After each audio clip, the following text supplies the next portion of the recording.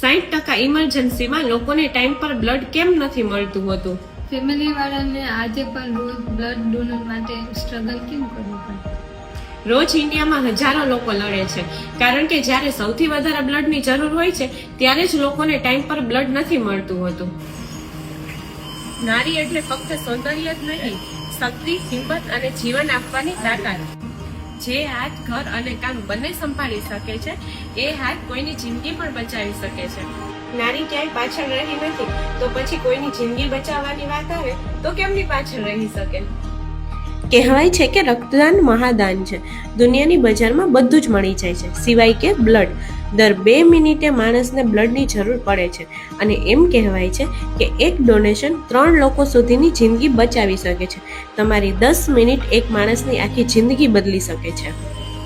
તો હવે sign up કરો, પોતાની એલિજિબિલિટી ચેક કરો. બ્લડ દેવું સિમ્પલ છે, સેફ છે. હું મદદ કરીશ કહેવાથી કાંઈ નથી થતું.